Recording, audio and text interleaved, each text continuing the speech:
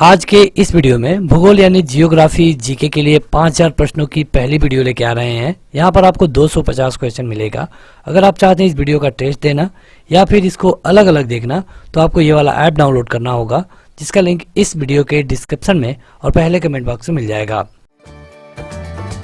इस वीडियो को लाइक करने के साथ चैनल को जरूर सब्सक्राइब करें, उसके बाद बेल आइकन दबाएं, उसमें ऑल सेलेक्ट करें इसी तरह की बेहतरीन वीडियो सबसे पहले पाने के लिए। ये वीडियो एक कंबाइंड वीडियो है जो कि 10 पार्टों को ऐड करके बनाई गई है, तो अगर आप सारी वीडियो को देखना चाहते हैं तो प्लेलिस्ट में उपलब्ध है। यूरोप की एक पर्वत श्रृंखला इनमें से कौन सी है? आपके पास 5 सेकंड है, अपना उत्तर तुरंत कमेंट करके बताइए। देखिए, अगर एशिया का पूछा गया होता तो एशिया में कोई एक पर्वत श्रृंखला है तो ये हिमालय है, लेकिन यहाँ पूछा गया है यूरोप का, तो यूरोप में है आल्पस। आल्पस जो पर्वत की सीरीज है ये यूरोप महाद्वीप में है। अगला है कि वायुमंडल में दैनिक मौसम परिवर्तन निम्नलिखित में से किसके कारण होते हैं? कहने का ये मतलब है कि किस मंडल में होते हैं। कुल मिला के 5 मंडल होते हैं। सबसे पहले क्षोभ मंडल, समताप मंडल, मध्य मंडल, आयन मंडल और बहिमंडल। तो इनमें से कौन सा ऐसा मंडल है जिसमें मौसम परिवर्तन की क्रियाएं होती हैं? तो यह है क्षोभ मंडल। अगर आपने मंडल अच्छे से पढ़ा होगा तो आप बता पाएंगे, क्योंकि जो इसकी ऊंचाई होती है लगभग 10 किलोमीटर होती है और वहां पर सारी मौसम की प्रक्रियाएं क्षोभ मंडल में ही होती हैं। अगला है कि पृथ्वी के वायुमंडल का सबसे अधिक घनत्व कहां पर होता है?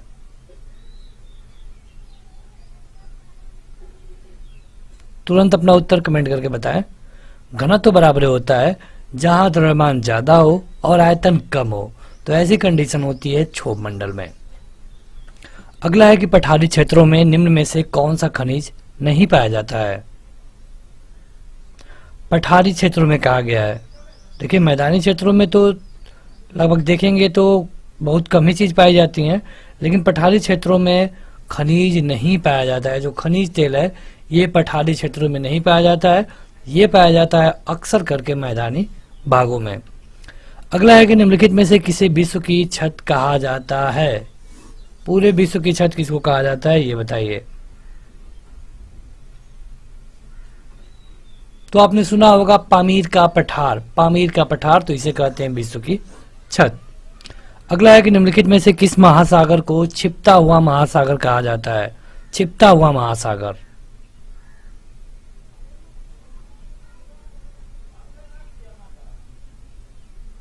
यह है अंटार्कटिका महासागर। अंटार्कटिक महासागर को छिपता हुआ महासागर कहा जाता है।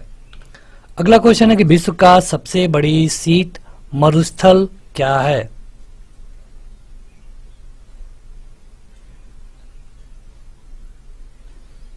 तो सबसे बड़ा शीत मरुस्थल है गोबी।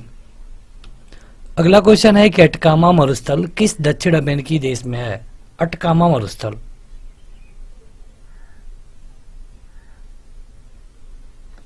तो यह है चिली में। चिली जो कि एक दक्षिण अमेरिका का देश है, वहां पर है अटकामा मरुस्थल। अगला है कि विश्व का सबसे बड़ा महासागर इनमें से कौन सा है? सबसे बड़ा महासागर विश्व का। तो पूरे विश्व का सबसे बड़ा महासागर है प्रशांत महासागर। अगला है कि सीप का निर्माण किससे होता है? जो सीप आप देखते हैं उसका निर्माण कैसे होता है? सीप कहा गया है जो एक तरह से जो रेत होती है उनमें तरह तरह की जो डिजाइन्स बनती है, ये बनता है पवन से। अगला है कि ड्रमलिन क्या है? ड्रमलिन एक संकरी घाटी, अंडाकार पर्वत, पिरामिडीय चोटी या फिर इनमें से कोई नहीं। तो ड्रमलिन की बात करें तो यह एक पर्वत है, और कैसा पर्वत? तो अंडाकार पर्वत। अगला है कि विश्व का मरुस्थल विहीन महाद्वीप कौन सा है? मतलब कि ऐसा महाद्वीप बताइए जहां पे कोई मरुस्थल ही ना हो। सबसे बड़ा महाद्वीप है एशिया, सबसे छोटा महाद्वीप है ऑस्ट्रेलिया। और आप देखेंगे कि आज के सारे क्वेश्चन लगभग महाद्वीप पे ही रिलेटेड है, लेकिन यूरोप में कोई भी मरुस्थल नहीं पाया जाता है। अगला है कि विश्व का सबसे छोटा महासागर कौन है? अभी आपने देखा कि प्रशांत महासागर सबसे बड़ा है, लेकिन सबसे छोटा कौन सा है ये बताइए आप कमेंट करके। तो ये है अटलांटिक महासागर। अटलांटिक महासागर। वीडियो में आगे बढ़ें उससे पहले आपको रिमाइंड करा दें कि अगर आप इसका पीडीएफ चाहते हैं या फिर इसको टेस्ट के रूप में लेना चाहते हैं तो लिंक इस वीडियो के डिस्क्रिप्शन में और पहले कमेंट बॉक्स में मिल जाएगा। उस ऐप को डाउनलोड करने के बाद आपको ये सारी स्टडी मटेरियल एक ही जगह मिल जाएगी। अगला क्वेश्चन है कि यू आकार की घाटी कहाँ पाई जाती है? यू आकार की घाटी तो ये पाई जाती है हिमानी क्षेत्रों में। हिमानी क्षेत्रों में। विश्व में सबसे शुष्कतम मरुस्थल कौन है? मतलब सबसे ज्यादा सूखा मरुस्थल, मतलब कि जहां बारिश कम होती है उसे मरुस्थल कहते हैं। जैसे अपने यहाँ राजस्थान में है तो ये है अटकामा। अटकामा मरुस्थल सबसे शुष्क मरुस्थल है। अगला है कि ड्रैकनस वर्ग, यह एक पर्वत है, आपको बताना है कि कहां पर है।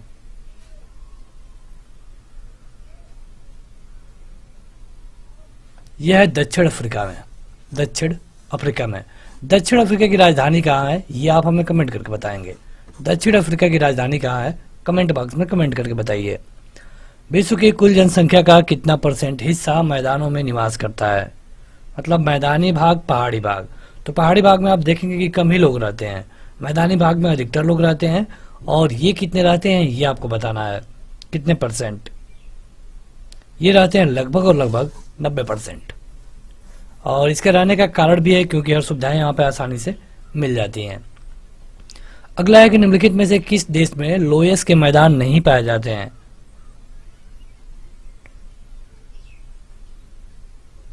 तो यह है कंबोडिया।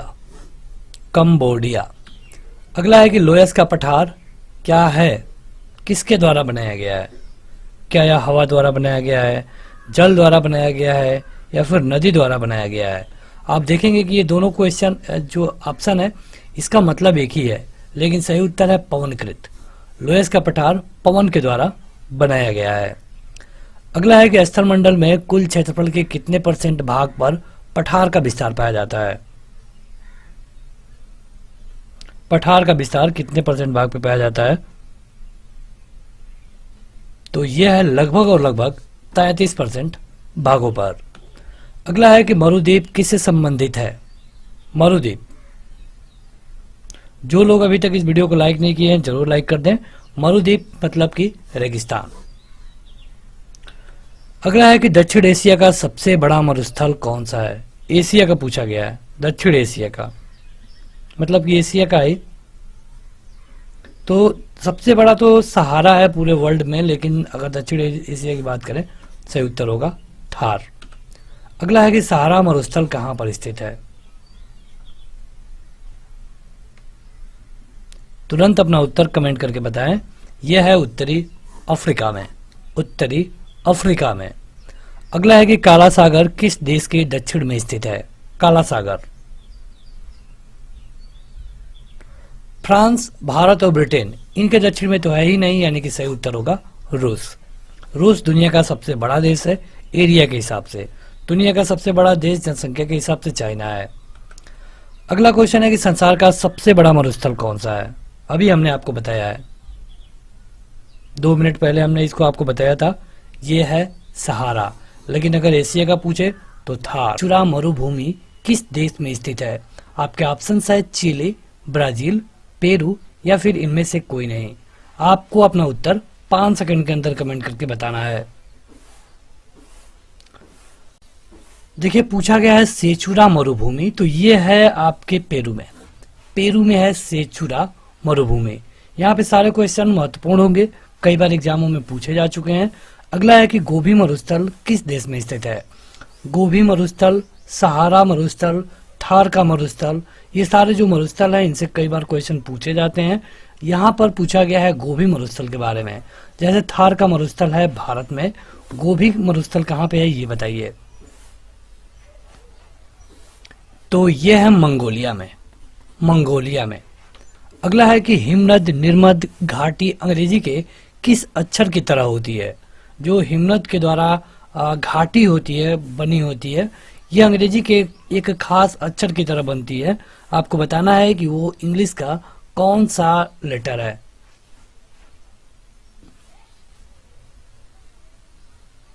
कुछ इस तरह का बनता है और ये जो लेटर है कौन सा है, यू। अगला क्वेश्चन है कि द्वीपों का सर्वाधिक संख्या किस महासागर में देखने को मिलती है। जैसे कि हर एक महासागर में आप देखेंगे कि कई तरह के द्वीप हैं, कुछ अलग टाइप के हैं, कुछ अलग टाइप के हैं। तो आपको बताना है कि इनमें से किस महासागर में सबसे अधिक द्वीपों की संख्या है। द्वीप मतलब कि आइलैंड। जैसे कि समुद्र में थोड़ी दूर में अगर कोई जगह है जहाँ पे पौधे हैं, लोग रह सकते हैं, तो उसे हम द्वीप बोलते हैं। यहाँ पे आपको बताना है कि कौन से द्वीप में, मतलब कौन से महासागर में सबसे अधिक द्वीप है।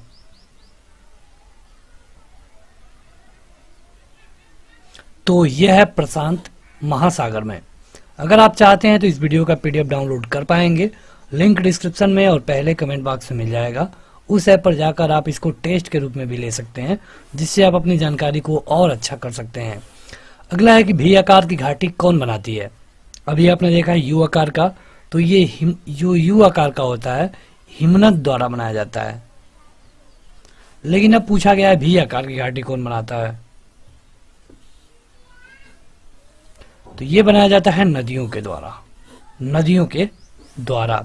भारत की सबसे लंबी नदी गंगा है, जिसकी लंबाई है लगभग 2525 किलोमीटर।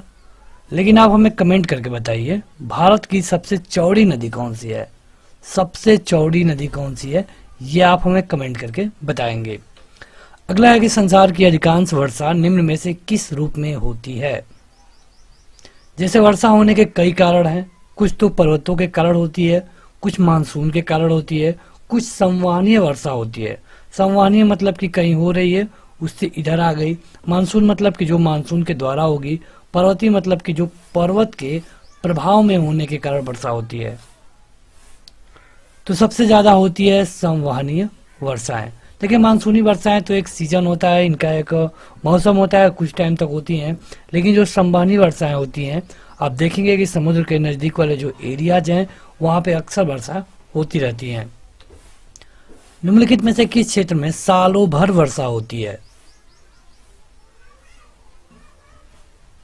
जैसे आपने देखा मानसून वाला तो केवल मानसून के टाइम पर ही होगा और उसका जो टाइम पीरियड है। लेकिन ऐसा क्षेत्र कौन है इसमें से जहां पर साल भर वर्षा होती है। तो मानसून तो है नहीं और टुंड्रा है नहीं, क्योंकि ये सूखा वाला प्रदेश होता है। सही उत्तर है भूमध्य रेखीय। जो भूमध्य रेखीय वाले एरिया है, मतलब अगर आप ग्लोब को देख लें और जो एक बीच से रेखा गई है जिसको हम भूमध्य रेखा कहते हैं, तो इस पर जो साल भर वर्षा होती रहती है। तो अगला क्वेश्चन है कि किस महाद्वीप में सरीसृप नहीं पाए जाते हैं। मतलब सरीसृप क्या होता है, जो रेंगने वाले जीव हैं उनको हम सरीसृप बोलते हैं।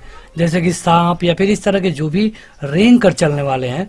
तो आपको बताना है कि इनमें से कौन ऐसा महाद्वीप है जहां पे सरीसृप नहीं पाए जाते हैं। जैसे महाद्वीपों की संख्या देखें तो महाद्वीपों की संख्या है 5। सबसे जो बड़ा महाद्वीप है वो है एशिया। सबसे जो छोटा महाद्वीप है ये है ऑस्ट्रेलिया। ठीक है, तो यहाँ पे आपको बताना है कि किस महाद्वीप में सरीसृप नहीं पाए जाते हैं। तो इसके लिए सही उत्तर है अंटार्कटिका। अंटार्कटिका महाद्वीप में सरीसृप नहीं पाए जाते हैं। अगला है कि किस महाद्वीप को पठारी महाद्वीप भी कहा जाता है। पठारी महाद्वीप मतलब कि आप मैदान और पठार दो चीजों का नाम सुना होगा। तो जिस महाद्वीप में अधिकतर भूमि पठार के जैसे है उसको हम पठारी महाद्वीप बोलते हैं, और ये है अफ्रीका। ये क्या है, अफ्रीका। अगला है कि विश्व में मैदान का सर्वाधिक विस्तार किस महाद्वीप में है। मतलब ज्यादा एरिया ये पूछा गया है। देखिए अगर ज्यादा जनसंख्या पूछे तो इनफैक्ट ये एशिया होगा, लेकिन पूछा गया है सबसे अधिक विस्तार, तो ये होगा यूरोप। यूरोप। अगला है कि किस सागर का तट नहीं है। तट नहीं है कहने का क्या मतलब है, इसका जो तट है ये चेंज होता रहता है, कोई फिक्स तट नहीं है। तो यह है सारगैसो सागर। सारगैसो सागर का कोई तट नहीं है, मतलब कि फिक्स तट नहीं है। अगला है कि कौन सी जल संयोजी यूरोप को अफ्रीका से पृथक करती हैं। मतलब अगर यहाँ पे यूरोप बना दें, यहाँ पे अफ्रीका, तो इनके बीच में क्या है जो कि दोनों में कॉमन है लेकिन दोनों को अलग अलग भी करता है। इसका नाम आपने सुना होगा, यह है जिब्राल्टर की धारा। जिब्राल्टर की धारा। अगला है कि विश्व की सबसे चौड़ी जल संधि निम्नलिखित में से कौन सी है। सबसे चौड़ी जल संधि, देखिए, अगर आप कोई भी एग्जाम देने जा रहे हैं जहाँ पे जियोग्राफी के क्वेश्चन पूछे जाते हैं तो ये वीडियो आपके लिए बेहद महत्वपूर्ण होगी। और यहाँ पे अगर आप 25 में से समझिए कि 5 से 10 क्वेश्चन का जवाब देते हैं तब भी आपका तैयारी बहुत अच्छा है। ये है डेविस जल संधि। अगला क्वेश्चन है कि निम्नलिखित में से किस महासागर की प्रमुख विशेषता प्रवाल भित्ति है। प्रवाल भित्ति किस महासागर में अधिकतर पाया जाता है और इसीलिए ये इसकी विशेषता के रूप में भी काउंट किया जाता है। अपना उत्तर कमेंट करके बताएं। देखिए, प्रवाल भित्ति वहीं पर ज्यादा है जहां पर द्वीपों की संख्या अधिक है। ये आपके लिए एक हिंट हो सकता है। तो द्वीपों की संख्या सबसे अधिक किस महासागर में है, तो यह है प्रशांत महासागर में, और प्रशांत महासागर की प्रमुख विशेषता प्रवाल भित्ति है। अगला है कि विश्व में क्षेत्रफल की दृष्टि से सबसे बड़ा सागर कौन सा है। सबसे बड़ा देश पूछा होता तो आपका सही उत्तर होता रूस।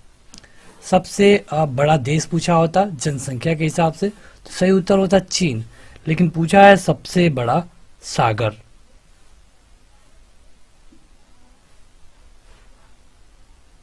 तो अपना उत्तर तुरंत कमेंट करके बताएं। यह है दक्षिणी चीन सागर। अगला है कि भारत एवं श्रीलंका के मध्य विवाद किस द्वीप को लेकर है। जैसे भारत और श्रीलंका दो ऐसे देश हैं, इनका देखेंगे कि जो बॉर्डर है इसको ये पाक स्ट्रेट बोला जाता है, मतलब ये पानी का बॉर्डर है, ठीक। लेकिन यहाँ पर एक द्वीप को लेकर विवाद है और ये द्वीप है कच्चा तीव द्वीप। कच्चा तीव द्वीप। विश्व के शीत मरुस्थलों को अन्य किस नाम से जाना जाता है। इनको जाना जाता है टुंड्रा के नाम से। टुंड्रा के नाम से। पोर्ट ब्लेयर स्थित है, बताइए कहां पे। अंडमान के किस क्षेत्र में है पोर्ट ब्लेयर। अंडमान निकोबार द्वीप समूह के दक्षिणी भाग में है पोर्ट ब्लेयर। अंडमान के दक्षिणी अंडमान में है पोर्ट ब्लेयर। अगला है कि निम्नलिखित में से कौन घुली हुई चट्टानों के निक्षेपित होने से बनता है।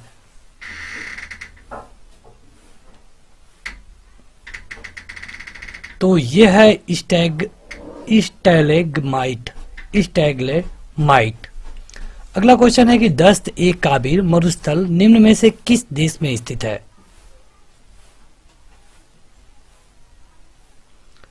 तो ये स्थित है ईरान में। चलिए कमेंट करके बताइए ईरान की राजधानी कहाँ है, ईरान की कैपिटल कहाँ है, ये आप हमें कमेंट करके बताएंगे। सिंपल क्वेश्चन है। अगला है कि किस महाद्वीप में एटलस पर्वत स्थित है। एटलस पर्वत, जैसे कि अगर माउंट एवरेस्ट को पूछता तो ये एशिया में है, जो कि अगर देश पूछा जाए तो ये नेपाल में है, लेकिन पूछा गया एटलस पर्वत तो ये है अफ्रीका में। अफ्रीका में। अगला है कि विश्व का सबसे बड़ा द्वीप कौन सा है। अभी आपने देखा सबसे ज्यादा द्वीपों वाला महासागर प्रशांत महासागर, लेकिन सबसे बड़ा द्वीप कौन सा है, तो यह है ग्रीनलैंड। अगला है कि निम्नलिखित में से कौन महासागरीय द्वीप नहीं है। महासागरीय द्वीप, तो यह है मलागासी। मलागासी। आगे बढ़े उससे पहले जो लोग अभी तक इस वीडियो को लाइक नहीं किए हैं जरूर लाइक कर दें। ऐप जरूर डाउनलोड करें जहां आप इसका पीडीएफ पा सकते हैं और इसका टेस्ट भी दे पाएंगे। ओजोन छिद्र का निर्माण सबसे अधिक है कहां पर। ओजोन मतलब कि O3, जो कि सूर्य की पराबैंगनी किरणों को धरती पर आने से रोकता है। जहां पे ज्यादा प्रदूषण होगा वहां पे ओजोन छिद्र पतला हो जाएगा। तो सबसे अधिक है यह अंटार्कटिका के ऊपर। अगला है कि विश्व का सबसे बड़ा द्वीप समूह कौन सा है। द्वीप समूह पूछा गया है, मतलब पूरा एक तरह से देश है जो कि चारों तरफ समुद्र से घिरा हुआ हो, तो ये है इंडोनेशिया। कि निम्नलिखित में से किस देश में यूफ्रेटस एवं टिग्रिस, ये नदियों का नाम है, ये नदियां बहती हैं। जैसा कि आपको पता है कि ये जियोग्राफी है, भूगोल है, जिसमें हम इंडिया और वर्ल्ड दोनों जियोग्राफी को कवर कर रहे हैं। यहाँ पर अगर आप इस पूरी सीरीज को क्लियर करेंगे तो यहाँ से बाहर आपसे कोई भी क्वेश्चन नहीं मिलेगा परीक्षा में। तो यहाँ पे देखिए जो टिग्रिस नदी है ये तो कई बार पूछी गई है। इसके अलावा इस क्वेश्चन में यूफ्रेटस की बात की गई है, तो ये दोनों नदियां हैं इराक में।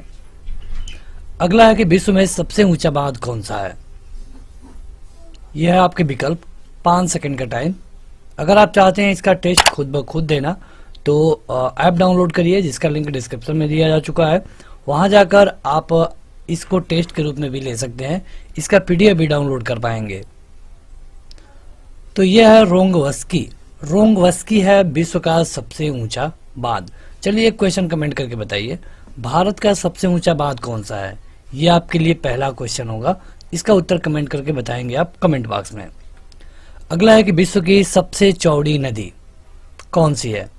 अगर ये पूछा होता कि सबसे लंबी नदी कौन सी है, तो आपका सही उत्तर होता नील, जिसकी लंबाई है लगभग 6600 किलोमीटर। लेकिन पूछा गया है कि सबसे चौड़ी नदी बताइए, सही उत्तर है अमेजन। अगर यही क्वेश्चन भारत में पूछ ले कि भारत में सबसे चौड़ी नदी कौन है, तो आपका क्या उत्तर होगा? ब्रह्मपुत्रा। ब्रह्मपुत्रा। एक चीज समझिए कि ब्रह्मपुत्रा की लंबाई गंगा की लंबाई से अधिक है। लेकिन अगर आपसे ये क्वेश्चन में पूछा जाए कि भारत की सबसे बड़ी नदी कौन सी है, लंबी नदी कौन सी है, तो आपका उत्तर गंगा ही होता है। तो गंगा इसलिए क्योंकि गंगा का जो 2500 किलोमीटर है ये भारत में है, लेकिन ब्रह्मपुत्रा का अधिकतर भाग चाइना में भी है, भारत में भी है। यानी अगर ब्रह्मपुत्रा की बात करें इंडिया में, तो ये गंगा से छोटी है, लेकिन भारत की सबसे चौड़ी नदी है ब्रह्मपुत्रा, जो कि असम जिसके तट पे बसा है। आगे बढ़ते हैं, अगला क्वेश्चन है कि वोल्गा नदी कहाँ गिरती है? वोल्गा नदी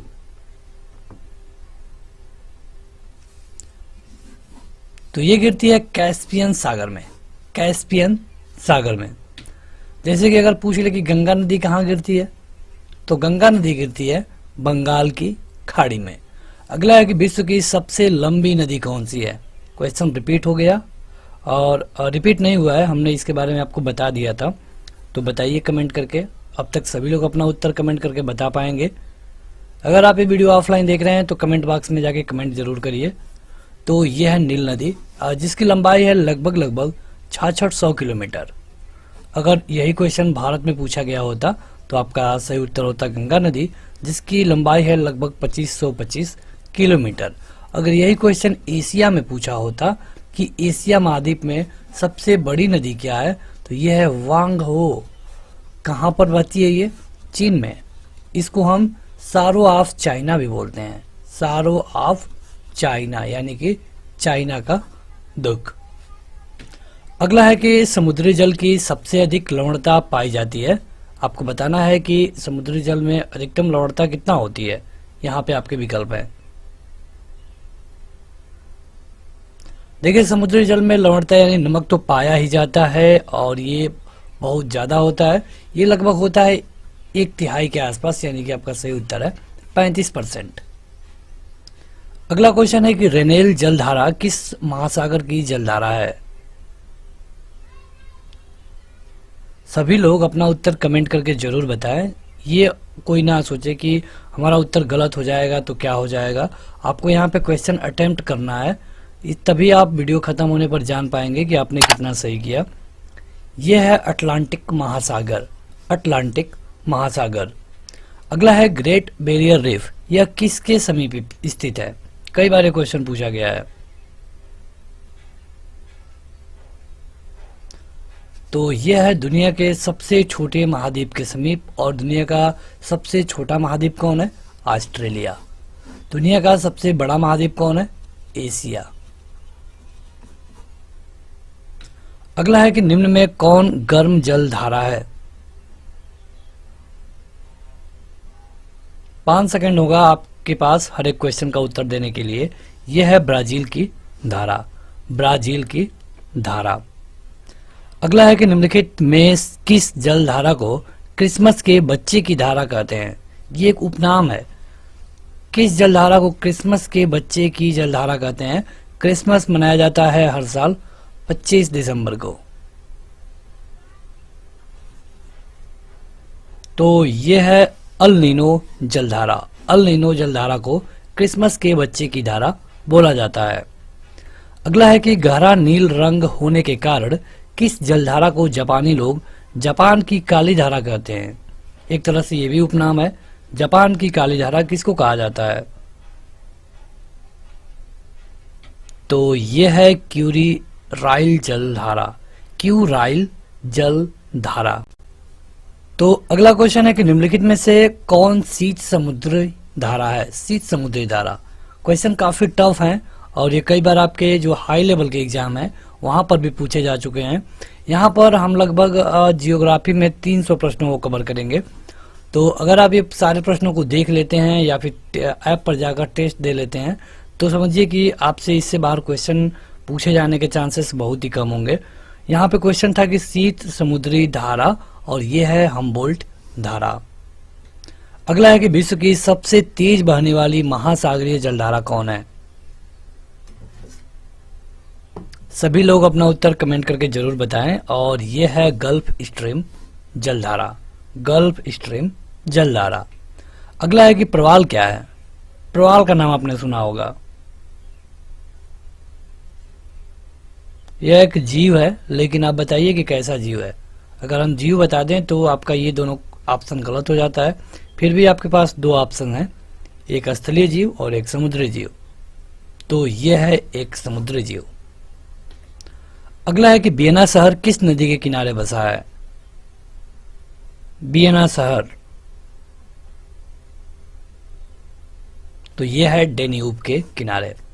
कई बार पूछा गया है लंदन किस शहर के किनारे बसा है? टेम्स के। तो चलिए बताइए, अगर हम आपको बता दें कि दिल्ली बसा है यमुना नदी के किनारे, तो आप कमेंट करके बताइए कि अयोध्या कहाँ पे बसा है? राम जन्मभूमि अयोध्या, ये किस नदी के किनारे है? ये आपको कमेंट करके बताना होगा। ये क्वेश्चन बहुत बार पूछा गया है। अगला है कि सागरीय जल में सबसे अधिक मात्रा में पाया जाने वाला लवण कौन सा है? अभी आपने देखा कि जो सागरीय जल है उसमें 35% तक लवण पाया जाता है, लेकिन अब यहाँ पे आपको बताना है कि इसकी मात्रा में क्या अधिक होता है। तो लवण मतलब होता क्या है? सोडियम क्लोराइड यानी NaCl। आपका सही उत्तर होगा पहला। अगला है कि पेरिस शहर किस नदी के तट पर स्थित है? सारे क्वेश्चन पूछे जाते हैं इस तरह के। अभी आपने देखा वियना को, जो कि डेन्यूब शहर डेन्यूब नदी के किनारे स्थित था। अब यहाँ पे पूछा गया है पेरिस, तो पेरिस है सीन नदी के किनारे। अगला है कि रोम नगर किस नदी के किनारे बसा है? पीडीएफ जरूर डाउनलोड करिए। पीडीएफ ले लेने से आपको ये बेनिफिट होगा कि आप कम समय में सारे क्वेश्चनों को रिपीट कर पाएंगे। एक बार पढ़ना उतना देर तक याद नहीं रहता है, अगर आप उसे बार बार 2-3 बार पढ़ लेंगे तो ज़्यादा समय तक याद रहेगा। रोम जो रोम नगर है ये है टाइबर नदी के किनारे। अगला है कि निम्न में कौन सा शहर नील नदी के किनारे बसा हुआ है? नील नदी के किनारे। नील नदी जो कि दुनिया की सबसे बड़ी नदी है, 6600 किलोमीटर जिसकी लंबाई है, ये बसा है नील नदी के किनारे बसा है खार्तूम। खार्तूम। अगला है हैम्बर्ग किस नदी के मुहाने पर स्थित है? हैम्बर्ग, तो यह है एल्ब नदी के किनारे। एल्ब नदी के किनारे। अगला है सीन नदी कहाँ बहती है? अभी ये क्वेश्चन पूछा गया था। पूछा गया था कि पेरिस किस नदी के किनारे है, तो सही उत्तर था सीन, यानी कि सीन नदी बहती है फ्रांस में, क्योंकि फ्रांस की राजधानी है पेरिस। बाकी इसमें का कोई भी विकल्प पेरिस से संबंधित नहीं है। अगला है किस नदी को चीन का शोक कहा जाता है? अभी हमने बताया, अगर आपको याद हो तो मुश्किल से 5-6 मिनट पहले। यहाँ पे जो भी एक्स्ट्रा फैक्ट बताया जाता है वो बेहद इंपॉर्टेंट होता है। ऐसा नहीं है कि बस टाइम पास के लिए आपको बता दिया गया। ये है ह्वांग हो, जो कि एशिया की सबसे बड़ी नदी है और जिसे हम सार्वभौम चाइना यानी कि चीन का दुख कहते हैं। चलिए कमेंट करके बताइए बिहार का दुख किसको कहते हैं? किस नदी को बिहार का दुख कहते हैं? या फिर अगर आपको ये नहीं पता तो ये कमेंट करके बताइए कि बंगाल का दुख किस नदी को कहते हैं? बंगाल का दुख नहीं पता है तो सर्च करिए और हमें कमेंट करके बताइए। दोनों क्वेश्चन पूछे जाते हैं। अगला है गंगा नदी को बांग्लादेश में किस नाम से जाना जाता है? तो गंगा नदी गंगा भारत में प्रवाहित होने के बाद बांग्लादेश में जब जाती है तो इसका नाम हो जाता है पद्मा। पद्मा। अगला है कि विश्व की सबसे व्यस्त व्यापारिक नदी कौन है? व्यस्त व्यापारिक नदी कहने का क्या मतलब है? तो इसका ये मतलब है कि मतलब उसमें जो व्यापार वाले काम है ज़्यादा होते हैं, उसमें ज़्यादा लोग हमेशा यात्रा करते हैं। तो ये है केवल और केवल राइन नदी, राइन। अगला है नील नदी कहाँ गिरती है? जैसे आपने देखा कि गंगा नदी बे ऑफ बंगाल में गिरती है। बात करें अगर हम ताप्ती की या फिर नर्मदा की, तो नर्मदा नदी अरब सागर में गिरती है। उसी तरह जो नील नदी है ये गिरती है भूमध्य सागर में, भूमध्य सागर में। कि सदाबहार वर्षा वन कहाँ पाए जाते हैं? सदाबहार का मतलब ये होता है कि वो हमेशा हरे भरे रहे, हमेशा उनमें बहार रहे एक तरह से। तो इस तरह के वर्षा वाले वन कहाँ पाए जाते हैं? आपके विकल्प है फ्रांस, कनाडा, ऑस्ट्रेलिया या फिर ब्राजील। यहाँ पे हम 5 सेकंड के लिए रुकेंगे, आपको अपना उत्तर कमेंट करके बताना होगा कमेंट बॉक्स में। तो ये होते हैं ब्राजील में, ब्राजील में। अगला क्वेश्चन है कि कौन सी नदी पंजाकार डेल्टा का सुंदर उदाहरण प्रस्तुत करती है? देखिए, डेल्टा बनाना तो कई नदियां डेल्टा बनाती हैं, जैसे कि हमारे यहाँ सुंदरबन डेल्टा है पश्चिम बंगाल में, लेकिन यहाँ पे कहा गया है पंजाकार डेल्टा। इसका सुंदर उदाहरण कौन बनाता है, ये आपको बताना है। तो ये है मिसिसिपी नदी, मिसिसिपी नदी। अगला क्वेश्चन है कि डेल्टा का नामकरण करता किसे माना जाता है? जो हम बात करते हैं डेल्टा की, सबसे पहले इस शब्द को किसने दिया? नदियों के सापेक्ष। तो ये शब्द दिया गया था हेरोडोटस के द्वारा। हेरोडोटस ने सबसे पहले डेल्टा का नामकरण किया था। अगला है कि सवाना घास का मैदान कहाँ पर है?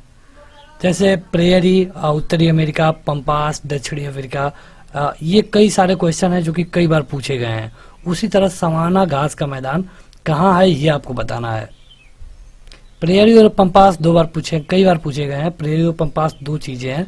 सवाना घास के मैदान पाए जाते हैं कहाँ पे? अफ्रीका में। प्रेयरी पाया जाता है उत्तरी अमेरिका में और पंपास पाया जाता है दक्षिणी अमेरिका में। अगला है सामान्यतः डेल्टा की आकृति किस प्रकार की होती है? डेल्टा शब्द आपको कई जगह और भी मिलता है, लेकिन हेरोडोटस ने डेल्टा को नदियों के सापेक्ष जोड़ा। अगर हम बात करें डेल्टा की, तो उसकी आकृति होती है कुछ इस तरह की, यानी कि त्रिभुजाकार। अगला क्वेश्चन है कि निम्न में कौन एक भू आवेष्टित देश है? तो ये है युगांडा, युगांडा। अगला क्वेश्चन है कि मानचित्र में वे रेखाएं जहां दाब सम हो क्या कहलाती हैं? मतलब कि अगर कोई हम रेखा खींचे यहाँ पे इस तरह, इसका मतलब कि यहाँ पे प्रेशर उतना ही होगा जितना यहाँ पे है, और जितना यहाँ पे है, जितना यहाँ पे है। और जैसे यहाँ पे 20 है तो यहाँ पर भी 20 है, यहाँ पर भी 20 है। मतलब कि एक दाब को मिलाने वाली रेखाओं को मिला दिया गया है। ठीक है, तो इस तरह की रेखाओं को क्या कहते हैं? तो इनको कहते हैं समदाब रेखाएं। अगला है निम्नलिखित देशों में से कौन सा एक स्थल रुद्ध देश है? स्थल रुद्ध, तो यह है गैबोन, गैबोन। आगे बढ़ते हैं, उससे पहले जो लोग अभी तक इस वीडियो को लाइक नहीं किए हैं जरूर लाइक कर दें। सारे क्वेश्चन आपके लिए बेहद महत्वपूर्ण है, कई बार आपकी परीक्षाओं में पूछे जा चुके हैं। आपका कोई भी वनडे एग्जाम हो वहां पर ये प्रश्न पूछे जा सकते हैं। अगला क्वेश्चन है कि दक्षिण पूर्व एशिया का स्थल अवरुद्ध देश कौन है? जैसे अभी आपने देखा गैबोन के बारे में, जो कि एक स्थल रुद्ध देश है, लेकिन यहाँ पे कहा गया है दक्षिण पूर्व एशिया का, तो यह है थाईलैंड, थाईलैंड। अगला क्वेश्चन है कि निम्नलिखित में कौन एक स्थल रुद्ध देश है? जैसे कि आपने देखा पहले दक्षिण एशिया की बात करें तो थाईलैंड था, लेकिन इनमें से आपको बताना है कजाकिस्तान, तजाकिस्तान, उज्बेकिस्तान। तो इनमें है तजाकिस्तान, तजाकिस्तान। अगला है निम्नलिखित में से किस प्रकार के वनों का विस्तार केवल उत्तरी गोलार्ध में पाया जाता है? केवल उत्तरी गोलार्ध में और कहीं नहीं। तो यह है समशीतोष्ण कोणधारी वन। अगला क्वेश्चन है साइबेरिया क्षेत्र में समशीतोष्ण कोणधारी वन को किस नाम से जाना जाता है? अभी आपने देखा कि उत्तरी गोलार्ध में सबसे ज्यादा जो ये समशीतोष्ण कोणधारी वन पाए जाते हैं, लेकिन जो यहाँ पे ये कहा गया है कि साइबेरिया क्षेत्र में जो कोणधारी वन है इनको किस नाम से जाना जाता है? इनको बोलते हैं टैगा। टैगा। अगला है, निम्नलिखित में से किसे 5 सागरों का पत्तन कहा जाता है? 5 सागरों का पत्तन। तो ये कहा जाता है रूस की राजधानी मॉस्को को। चलिए कमेंट करके बताइए, रूस किस महाद्वीप में पड़ता है? रूस किस महाद्वीप में पड़ता है? और रूस से कई क्वेश्चन पूछे जाते हैं, जैसे कि दुनिया का सबसे बड़ा देश कौन सा है? अगर बात करें एरिया के हिसाब से तो ये भी रूस है। अगला है, यूरोप का सबसे अधिक महत्वपूर्ण बंदरगाह रॉटरडम किस देश में स्थित है? रॉटरडम कहाँ स्थित है? ये आपके लिए डायरेक्ट क्वेश्चन हो सकता है और ये है नीदरलैंड में। अगला है कि निम्नलिखित में कौन टोक्यो का बंदरगाह है? टोक्यो का। टोक्यो ये है याकोहामा। याकोहामा। अगला क्वेश्चन है, गंगा नदी का डेल्टा किस प्रकार का है? जो कि पश्चिम बंगाल में है, सुंदरबन डेल्टा। तो ये इसका आकार कैसा है? पंजाकार है? नहीं। छिड़ाकार है? नहीं। यह है चापाकार। चापाकार। अगला है, निम्नलिखित में से किस नदी का डेल्टा चिड़िया के पर जैसा है?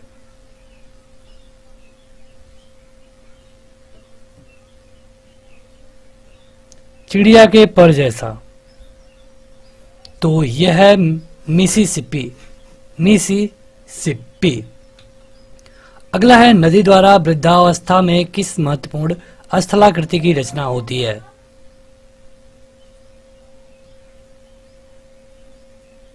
तो ये जो गंगा के साथ होता है सुंदरबन में वो होता है डेल्टा, और यही होता है वृद्धावस्था में ये और डेल्टा आकृति को बनाती है। अगला है, आइसोहेल रेखाओं द्वारा क्या प्रदर्शित किया जाता है? जैसे अभी आपने देखा समान दाब हो तो समदाब रेखाएं, उसी तरह जहां पे समान धूप हो उनको हम कहते हैं आइसोहेल। आइसोहेल। अगला है, रेड रिवर के डेल्टा क्षेत्र में कौन सा नगर स्थित है? रेड रिवर के। तो ये है हनोई। हनोई। अगला क्वेश्चन है कि मस्सावा बंदरगाह किस देश में अवस्थित है? मस्सावा। जो लोग अभी तक इस वीडियो को लाइक नहीं किए जरूर लाइक करें। अगर आप चाहते हैं इसका टेस्ट देना या फिर इसी तरह किसी भी एग्जाम का मॉक टेस्ट देना, जैसे कि रेलवे, एसएससी, एनटीपीसी, आईबीपीएस, किसी भी एग्जाम का, तो आप ऐप पर जाकर फ्री में मॉक टेस्ट दे पाएंगे। ऐप पर जाकर फ्री में देख सकते हैं कि प्रीवियस ईयर में कौन सा पेपर कैसे आया था, जैसे कि यूपी SSC, रेलवे। तो उसके लिए आपको ऐप डाउनलोड करना होगा, जिसका लिंक इस वीडियो के डिस्क्रिप्शन में और पहले कमेंट बॉक्स में मिल जाएगा। तो ये है इरिस्टिया। इरिस्टिया में है मस्सावा बंदरगाह। अगला है कि निम्नलिखित देशों में कौन सा एक स्थल रुद्ध देश नहीं है? नेपाल तो है लेकिन म्यांमार नहीं है।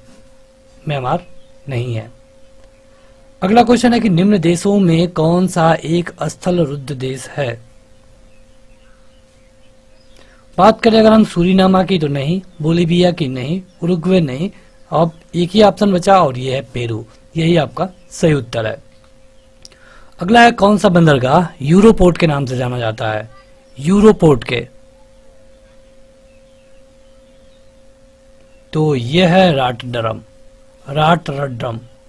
अगला है, अफ्रीकी के रूम सागरीय तट पर कौन सा बंदरगाह पाया जाता है? जो अफ्रीका देश है यहाँ पे जो रूम सागरीय तट है वहां पे कौन सा बंदरगाह पाया जाता है, यह आपको बताना होगा। ये पाया जाता है सिकंदरिया। कोटोपैक्सी कहाँ पर स्थित है? ये वर्ल्ड जियोग्राफी से क्वेश्चन है। यहाँ पे हमने उन्हीं क्वेश्चनों को कवर किया है जो कई बार आपके प्रतियोगी परीक्षाओं में पूछे जा चुके हैं। तो कोटोपैक्सी है इक्वाडोर में। इक्वाडोर में स्थित है कोटोपैक्सी। इक्वाडोर के बारे में आपने जरूर सुना होगा, ये एक देश है।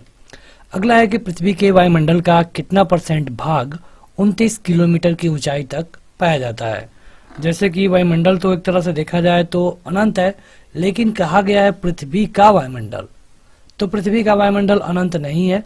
पृथ्वी के संपर्क में जो भाग है उसे हम पृथ्वी का वायुमंडल कहते हैं। हालांकि इसकी ऊंचाई कई किलोमीटर में है। तो यहाँ पे आपको बताना है कि अगर 29 किलोमीटर की हम बात करें तो यह कितना परसेंट है पूरे ऊंचाई का। तो देखिए ये करीब 31 से 32 किलोमीटर तक ही माना जाता है पृथ्वी का वायुमंडल, यानी कि ये होगा लगभग 97%।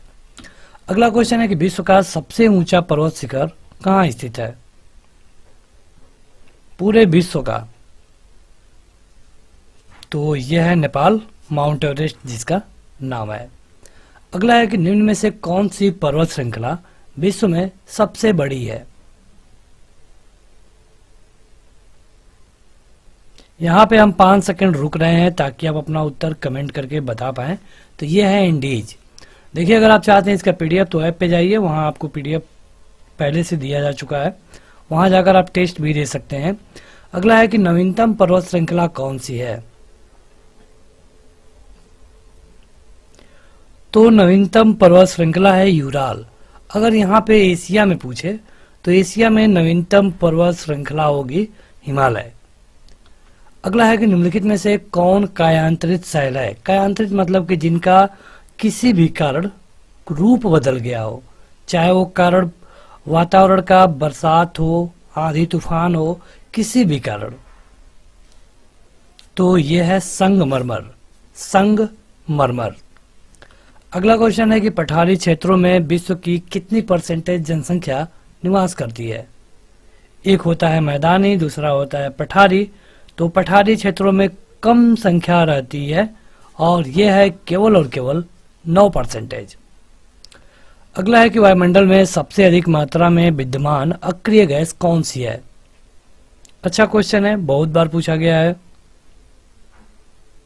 अक्रिय गैस पूछा गया है और ये वायुमंडल में विद्यमान भी हो तो ये होती है आर्गन। आर्गन सबसे अधिक। अगला है कि वायुमंडली में सबसे अधिक गैस कौन सी मिलती है वायुमंडल में। आसान क्वेश्चन है। नाइट्रोजन जो कि पाई जाती है 78%, उसके बाद ऑक्सीजन जो कि पाया जाता है 21%। तो आप खुद बता सकते हैं कि नाइट्रोजन सबसे अधिक मिलती है। अगला है कि वायुमंडल का सबसे अधिक अस्थायी तत्व कौन है।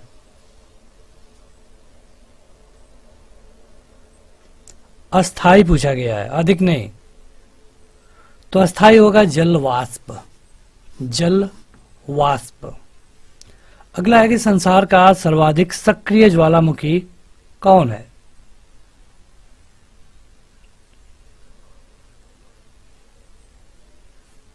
तो यह है किलायु, किलायु। सारे क्वेश्चन आपके परीक्षाओं में पूछे जा चुके हैं। अगला है कि हिमालय की उत्पत्ति किस भूसन्नति से हुई है। अपना उत्तर कमेंट करके जरूर बता दें कमेंट बॉक्स में। यह है टेसित, टेसित। देखिए यहाँ पे जो ये हिमालय है आज, वहाँ पे एक समुद्र हुआ करता था जिसका नाम था टेसित या फिर टिसीत। आज वहाँ पे हिमालय दिखता है आपको। अगला है कि भारत का प्रमाणिक समय किस स्थान से निश्चित किया जाता है। भारत में वो कौन सा स्थान है, आपको बता दें कि उसका नाम है नैनी, और जो कि आसपास है इलाहाबाद यानी कि प्रयागराज के। अगला है कि भूपृष्ठ का कितना परसेंटेज भाग अवसादी शैलों से ढका है। कई तरह की शैलें होती हैं जिसमें से अवसादी की बात की गई है, तो यह है लगभग और लगभग 75%। अगला है कि कोयला किस चट्टान में पाया जाता है। कोयला। अभी तक हमने 15 क्वेश्चन कवर कर दिया है, केवल 10 क्वेश्चन आना बाकी है। अगर अभी तक आपने इस वीडियो को लाइक नहीं किया है तो जरूर लाइक कर दें, पीडीएफ भी जरूर डाउनलोड करें। देखिए कोयला पाया जाता है परतदार चट्टानों में, परतदार चट्टानों में। अगला है कि विश्व का सबसे ऊंचा ज्वालामुखी पर्वत कोटोपैक्सी कहाँ पर स्थित है। कुल मिला के कहिए कि कोटोपैक्सी कहाँ पर स्थित है। अभी ये क्वेश्चन शुरू में आया था पहले नंबर पे कोटोपैक्सी के बारे में, तो यह है इक्वाडोर में।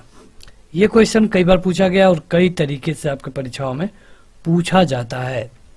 अगला है कि मेघ गर्जन वायुमंडल की किस परत में होता है। जैसे हमारे पास 5 मंडल है, क्षोभ मंडल, समताप मंडल, ओजोन मंडल, मध्य मंडल, वायुमंडल। तो उसमें जो मेघ गर्जन होता है, जहां बिजली तड़कती है, ये कहां पर होता है, किस परत में। ये सभी कुछ होता है क्षोभ मंडल में। जिसको हम वातावरण का मंडल भी बोलते हैं। सूर्य की तीव्र किरणें द्वारा झुलसने से वायुमंडल की कौन सी गैस हमारी रक्षा करती है?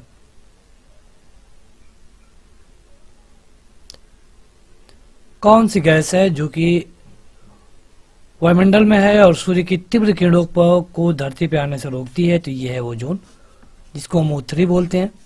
पराबैंगनी किरणों को धरती पे आने से रोकती है, पराबैंगनी किरणों को। अगला है कि शांत पेटी किस रेखा के दोनों ओर पाई जाती है? शांत पेटी जैसे भूमध्य रेखा है, कर्क रेखा है, मकर रेखा है, लेकिन अगर बात करें शांत पेटी की तो ये पाई जाती है भूमध्य रेखा के दोनों ओर। अगला है कि निम्नलिखित में से किसे प्रकृति का सुरक्षा वाल्व कहा जाता है? सुरक्षा वाल्व का क्या मतलब होता है? आपने देखा होगा कुकर में, जो प्रेशर कुकर जिसमें खाना बनाया जाता है, उसमें हैंडल के नीचे एक सुरक्षा वाल्व रहता है। जैसे ये हैंडल है अगर, तो इसके नीचे एक सुरक्षा वाल्व रहता है।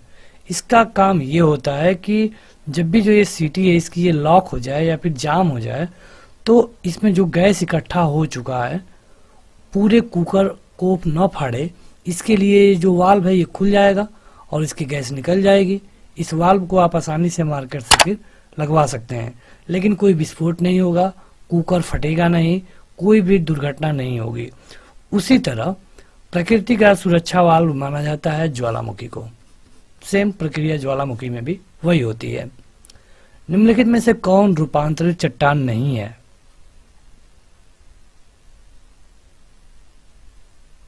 तो यह है ग्रेनाइट। ग्रेनाइट लोयस पठार स्थित है। 2 से 3 सेकंड होगा आपके पास, कमेंट करके बताएं। चीन में। चीन में भूकंप में धरातलीय तरंगे होती हैं। जैसे भूकंप जब आता है तो 3 तरह की तरंगे आती हैं, प्राथमिक, गौण या फिर सेकेंडरी और यल तरंगे। तो इसमें कहा गया है कि धरातलीय तरंगे कौन है? तो ये होती हैं एल तरंगे। अगला क्वेश्चन कि निम्न में से कौन एक वलित पर्वत है? पर्वत का एक प्रकार है वलित पर्वत। तो आपको बताना है कि वलित पर्वत निम्नलिखित में से कौन है? तो यह है एशिया का सबसे बड़ा हिमालय, जिसकी ऊंचाई है 8,848 मीटर। अगला क्वेश्चन कि वायुमंडल में नाइट्रोजन का परसेंटेज कितना होता है? बिल्कुल आसान क्वेश्चन, ये होता है 78%। पृथ्वी की सतह से सबसे दूर वायुमंडलीय परत किस नाम से जानी जाती है? आपको पता होना चाहिए कि पृथ्वी के वायुमंडल में 5 वायुमंडलीय परत मानी जाती है, जिसमें से पहला है क्षोभ मंडल, दूसरा है समताप मंडल, तीसरा है मध्य मंडल, चौथा है ताप मंडल और 5वां है वायुमंडल। यानी कि आपका सही उत्तर होगा वायुमंडल। वायुमंडल आपका सही उत्तर होगा। आपको अपना उत्तर बताने के लिए 5 सेकंड मिल रहा है। सामान्य वायुदाब पाया जाता है इनमें से किस पे? यह आपको बताना है। तुरंत अपना उत्तर 2 से 5 सेकंड के अंदर कमेंट करके बताइए। तो सामान्य वायुदाब पाया जाता है सागर तल पे। सागर तल पे। अगला क्वेश्चन है कि विषुवीय ज्वालामुखी किस देश में स्थित है? यह एक ज्वालामुखी है और बताना है आपको कि यह किस देश में है। क्या ये इंडोनेशिया में है, मैक्सिको में है, इटली में है या फिर केनिया में है? तो विषुवीयस है इटली में। इटली में। अगला है कि माउंट एवरेस्ट ज्वालामुखी निम्नलिखित में से किस महाद्वीप में स्थित है? देखिए, माउंट एवरेस्ट तो एशिया में है, जो कि एवरेस्ट पर्वत है जिसकी ऊंचाई है 8,848 मीटर। लेकिन यहाँ कहा गया माउंट एरेबस, तो माउंट एरेबस है अंटार्कटिका में, अंटार्कटिका महाद्वीप में। अगला क्वेश्चन है कि वायुमंडल में सबसे अधिक ओजोन कहां पर केंद्रित है? सबसे ज्यादा ओजोन कहां पाया जाता है? ओजोन मतलब कि O3, जो कि पराबैंगनी किरणों को धरती पे आने से रोकता है। तो ये पाया जाता है स्ट्रेटोस्फीयर में। स्ट्रेटोस्फीयर में। अगला है कि वायुमंडल के किस भाग में जलवाष्प की कुल मात्रा का 90% भाग विद्यमान रहता है? देखिए, अगर देखें वायुमंडल को, तो वायुमंडल में भले ही 5 मंडल है, लेकिन उनमें से सबसे ज्यादा हमारी जरूरत का जो मंडल है यह है क्षोभ मंडल। क्षोभ मंडल में यहाँ पे क्वेश्चन में पूछा गया जलवाष्प की कुल मात्रा का 90%, तो ये होता है क्षोभ मंडल में। क्षोभ मंडल पृथ्वी के बाद जो पहला मंडल है इसे क्षोभ मंडल कहा जाता है। अगला है कि दीर्घ रेडियो तरंगे पृथ्वी के किस सतह से परावर्तित होती हैं। आपके पास 5 सेकंड है। तो ये परावर्तित होती है आयन मंडल से, आयन मंडल से। अगला है कि वायु दाब में अचानक आने वाली कमी निम्न में से किसका सूचक होती है। जैसे कि जो मौसम विभाग होता है वहां पे इस तरह के यंत्र लगाए होते हैं। अगर वहां पे ये पता चलता है कि वायु दाब में अचानक से कमी आ रही है, इसका मतलब ये है कि मौसम तूफानी होने वाला है, तूफान आने वाला है। वायुमंडल का कौन सा भाग रसायन मंडल का एक भाग है। रसायन मंडल मतलब कि जहाँ केमिकल वाली बात हो तो ये होता है O3, O3 मतलब कि ओजोन मंडल। सही होगा ऑप्शन नंबर डी। आगे बढ़े तो अगला है कि हवाई जहाज प्रायः किस मंडल में उड़ते हैं। तो देखिए हवाई जहाज के लिए ऐसा होना चाहिए कि वहां पे वातावरण की क्रिया ना हो, मतलब कि बादल का चमकना, गरजना, ये सारी प्रक्रिया ना हो, और टेम्परेचर भी नॉर्मल रहे। तो ये टेम्परेचर की हम बात करें तो जहाँ पे ताप सम हो, यानी कि समताप मंडल में ही संभव है। अगला है कि उच्च दाब क्षेत्र से भूमध्य सागर की ओर चलने वाली पवनें कैसी होती हैं।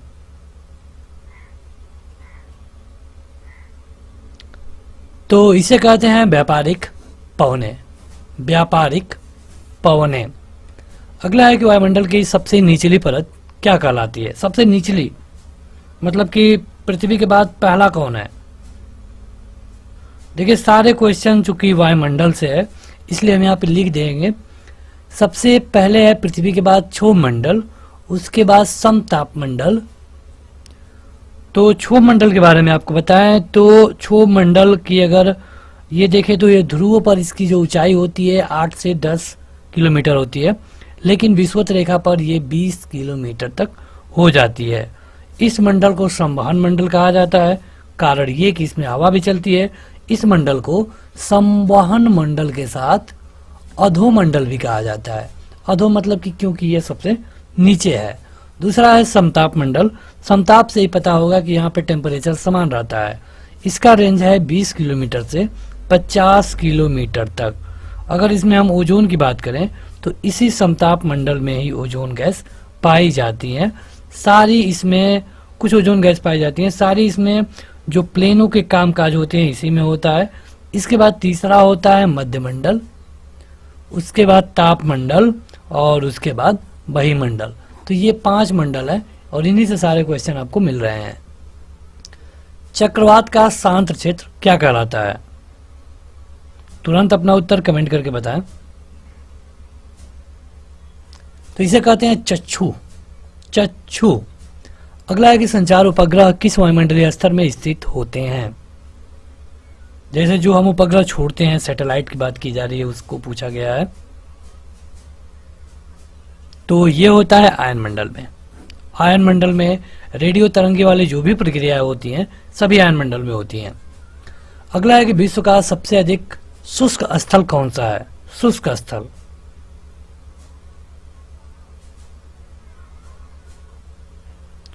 तो ये है अटकामा। अटकामा अगर रेगिस्तान पूछे तो थार हो सकता है, सहारा हो सकता था, लेकिन यहाँ पे पूछा गया है शुष्क स्थल, तो ये होगा अटकामा।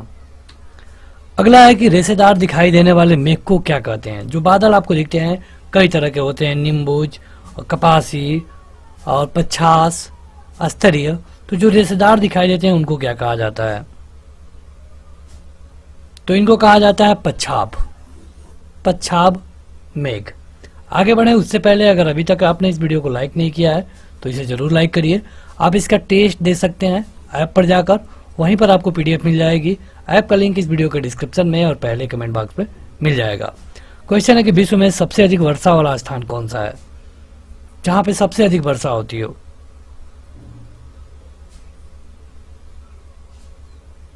सही उत्तर है मानिसराम, मानिसराम। अगला है कि किस वायुमंडलीय परत को मौसमी परिवर्तन की छत के नाम से भी जाना जाता है।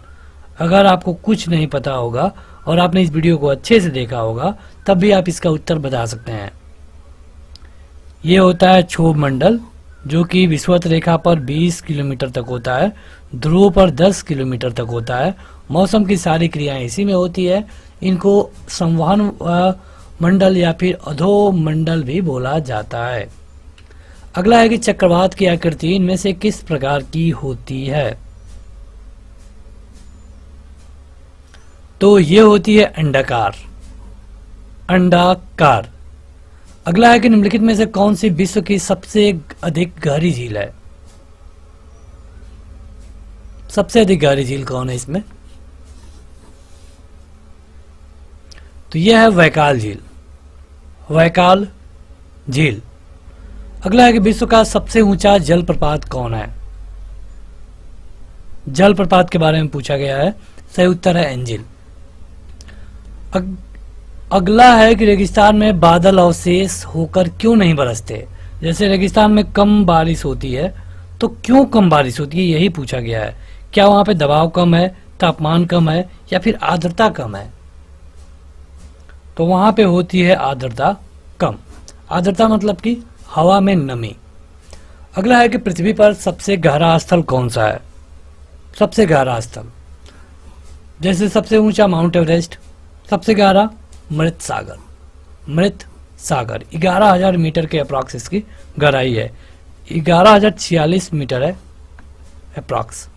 अगला है कि विश्व की सबसे मीठे जल की झील कौन है? इनमें से मीठे जल की झील कौन है, यह आप बता सकते हैं। यह है सुपीरियर, सुपीरियर। अगला है कि नियाग्रा प्रताप कहां है? तो यह है अमेरिका में, यानी कि यूएसए में।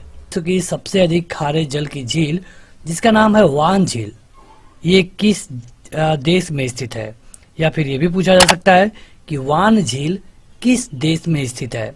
सीधा सीधा क्वेश्चन है। आपके ऑप्शन है चीन, तुर्की, इराक और फ्रांस। अपना उत्तर कमेंट करके बताएं। सही उत्तर है तुर्की। तुर्की में है वान झील। अगला क्वेश्चन है कि निम्नलिखित में से कौन सी एक झील तंजानिया एवं युगांडा के बीच अंतर्राष्ट्रीय सीमा बनाती है?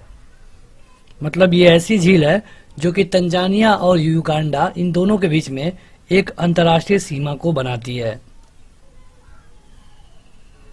तो यह है विक्टोरिया झील, विक्टोरिया झील। अगला है कि स्वेज नहर की लंबाई कितनी है? जैसे अगर बात करें इंडिया में सबसे बड़ी नदी की, तो 2525 किलोमीटर गंगा नदी है, लेकिन ये नहर पूछा गया है स्वेज नहर, तो इसकी लंबाई है केवल और केवल 168 किलोमीटर।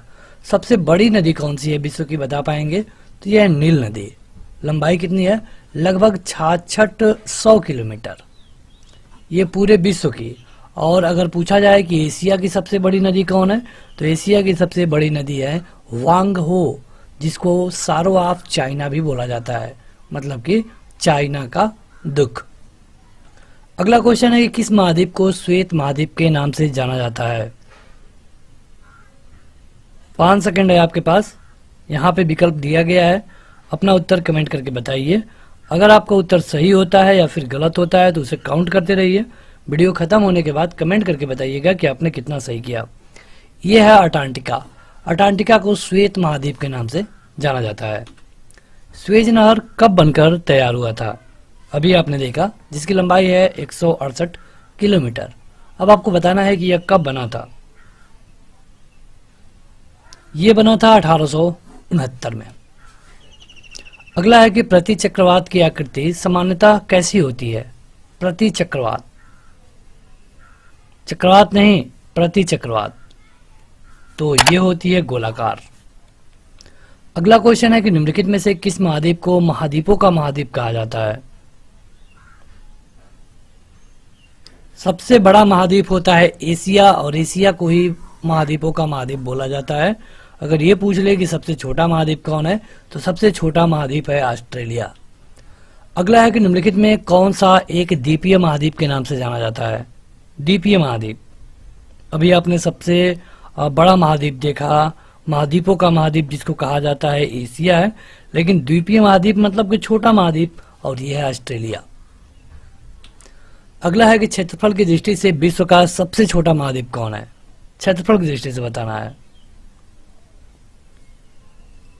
तो अभी भी हम उसी के बारे में बात कर रहे थे, जिसको द्वीपीय महाद्वीप कहते हैं या फिर सबसे छोटा महाद्वीप कहते हैं। यह है ऑस्ट्रेलिया। देखिए, एक ही क्वेश्चन है, एक ही उत्तर है, लेकिन कई बार कई तरह से आपसे परीक्षा में पूछा गया है, इसलिए जरूरी है कि रटने के बजाय आप इन्हें समझिए। अगर आप एक बार समझ गए तो आपको रटने की जरूरत नहीं पड़ेगी। अगला है कि किस महाद्वीप को प्रायद्वीपीय महाद्वीप के नाम से जाना जाता है? प्रायद्वीपीय महाद्वीप, तो यह है यूरोप। यूरोप महाद्वीप को प्रायद्वीपीय महाद्वीप के नाम से जाना जाता है। अगला है कि विश्व की सबसे बड़ी जहाज रानी नहर कौन है? जहाज रानी कहने का क्या मतलब है? जहां पे जहाजों का आवागमन सबसे अधिक हो। तो अभी आपने देखा, जो बनाया गया था 1869 में, लंबाई है 168 किलोमीटर और यह है स्वेज नहर। चलिए कमेंट करके बताइए, स्वेज नहर किस देश में है? यह आपके लिए क्वेश्चन है, कमेंट करके बताइएगा कमेंट बॉक्स में।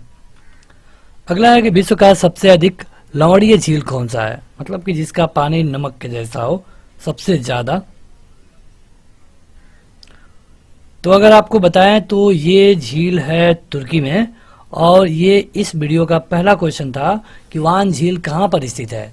वान झील स्थित है तुर्की में, और वान झील सबसे अधिक लवणीय झील है पूरे विश्व की। अगला है कि कौन सी नहर बाल्टिक सागर को उत्तरी सागर से मिलाती है? बाल्टिक सागर को उत्तरी सागर से मिलाती है किल नहर। आगे बढ़े तो अगला है कि स्वेज नहर का निर्माण कब शुरू हुआ था? अभी आपने देखा कि 1869 में बन करके तैयार हुआ। सबसे बड़ी जहाज रानी नहर है और इसकी लंबाई है 168 किलोमीटर। और आपको अब बताना है कि कब इसका काम शुरू किया गया। यह शुरू किया गया 1854 में। अगला क्वेश्चन है कि क्रा नहर निम्नलिखित में से किस देश में स्थित है? क्रा नहर, तो यह है थाईलैंड में। जो लोग अभी तक इस वीडियो को लाइक नहीं किए हैं जरूर लाइक कर दें। आपको बता दें कि ये तो भूगोल है, इस तरह की ढेर सारी वीडियो जैसे कंप्यूटर, पॉलिटी, सबके लिए अलग अलग वीडियो इस चैनल पे उपलब्ध है। अगर आप ऐप डाउनलोड करेंगे तो वहां पे एक ही जगह पे आपको सब कुछ मिल जाएगा। निम्नलिखित में से किस एक की सीमा कैस्पियन सागर से नहीं लगी हुई है? कैस्पियन सागर की बात करें तो कजाकिस्तान की भी लगी हुई है, अजरबैजान की भी लगी हुई है, यानी कि आपका सही उत्तर होगा आर्मेनिया। पूछा गया है नहीं लगी हुई है, इसलिए आपका सही उत्तर होगा आर्मेनिया। अगला है कि विश्व की सबसे बड़ी खारे जल की झील कौन है? खारे जल की झील,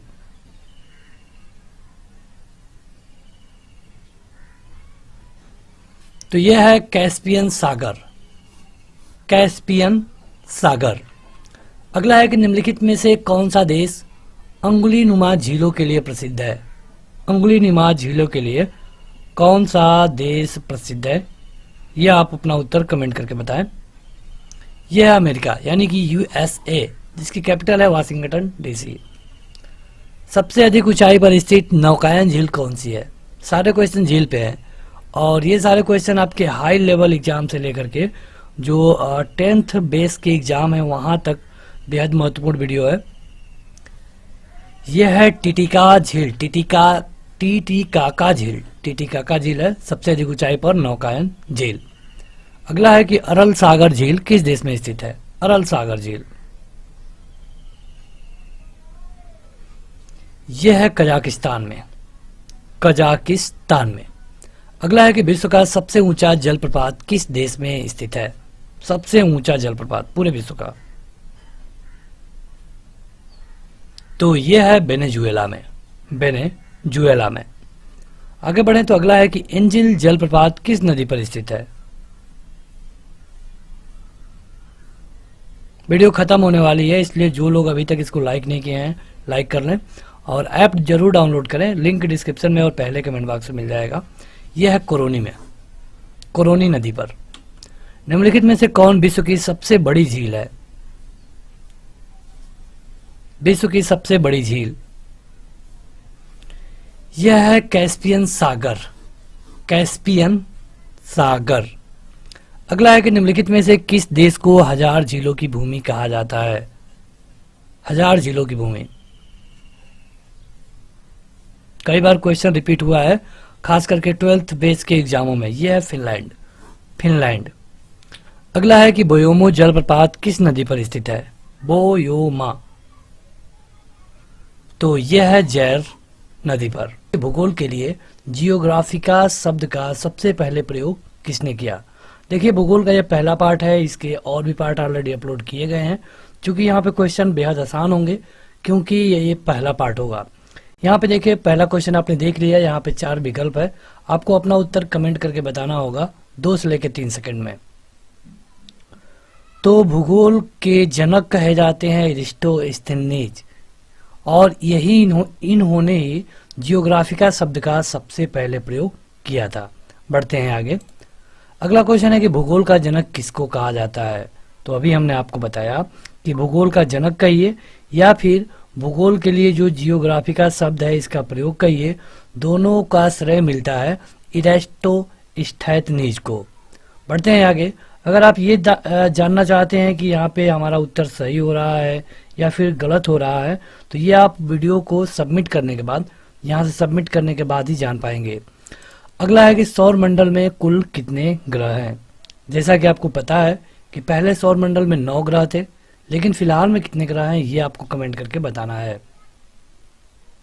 तो इस समय है 8। देखिए, 2006 में चेक गणराज्य में एक मीटिंग हुई थी। उस मीटिंग में जो लास्ट वाला ग्रह है यम, उसको ग्रह की श्रेणी से हटा दिया गया। इसका कहीं भी ये मतलब नहीं है कि यम खत्म हो गया है। अब यम तब भी था और अब भी है, हमने केवल उसको ग्रह मानना बंद कर दिया। कारण कई थे, क्योंकि वो बहुत छोटा था, कई ग्रहों के जो कक्षा होती है उसको काटता था, इसीलिए हमने उसको ग्रह मानना बंद कर दिया। और अब हमारे पास जो ग्रह हैं उनकी संख्या हो गई है केवल और केवल 8। चलिए एक क्वेश्चन कमेंट करके बताइए कि पृथ्वी शुरू से कौवें क्रम पे है? जैसे कि पहला है बुध, शुक्र, उस तरह पृथ्वी किस नंबर पे है, ये आप हमें कमेंट करके बताइएगा। अगला है कि सौरमंडल के बारे में विश्व के समक्ष जानकारी प्रस्तुत करने का श्रेय किस विद्वान को है?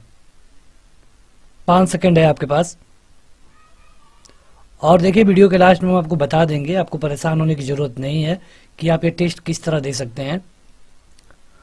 तो सौरमंडल के बारे में सबसे पहले बताया था कार्परनिकस ने।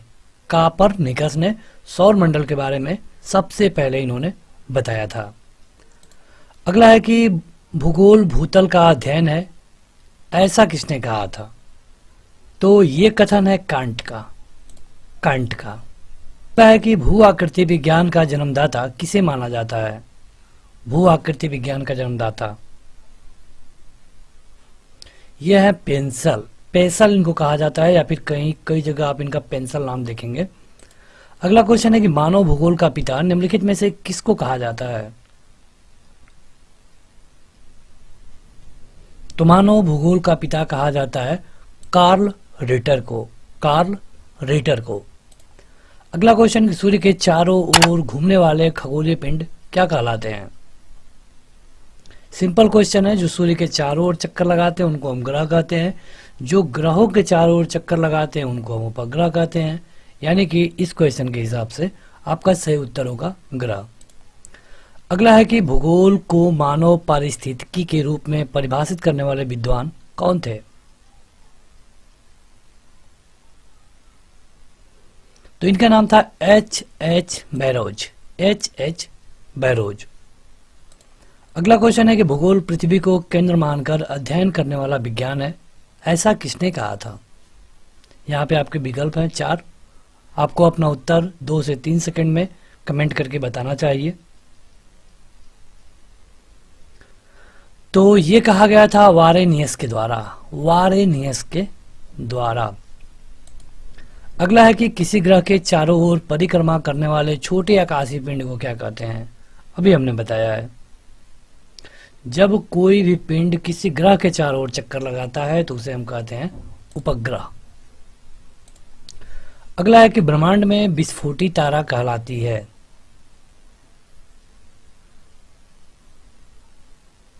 तो ये कहलाती है अभिनव तारा। अगला क्वेश्चन है कि नॉर्वे में अर्धरात्रि के समय सूर्य दिखाई देता है, कब? किस डेट को?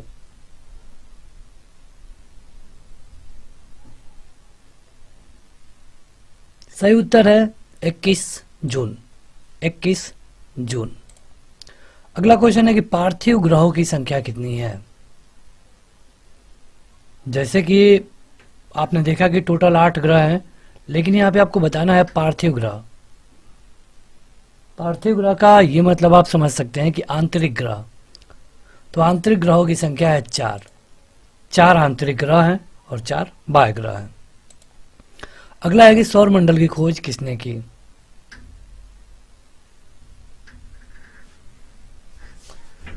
सौर मंडल की खोज की गई थी कापरनिकस के द्वारा। कापरनिकस के द्वारा। बढ़ते हैं आगे। आगे बढ़ें उससे पहले जो लोग अभी तक इस वीडियो को लाइक नहीं किए हैं जरूर लाइक कर दें, और वीडियो के खत्म होने से पहले हम आपको ये बता देंगे कि आपको इसका पीडीएफ कहाँ मिलेगा और आप इसका टेस्ट कहाँ से दे पाएंगे। तो अगला है कि एक ग्रह की अपने कक्ष में सूर्य से न्यूनतम दूरी क्या कहलाती है?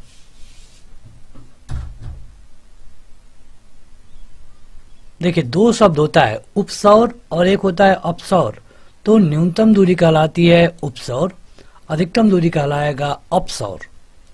तो यहां से उपसौर होगा। तो अगला क्वेश्चन है कि अंतरिक्ष में कुल कितने तारामंडल है? तारामंडल कहने का ये मतलब है जैसे हमारा एक सौर मंडल है उस तरह।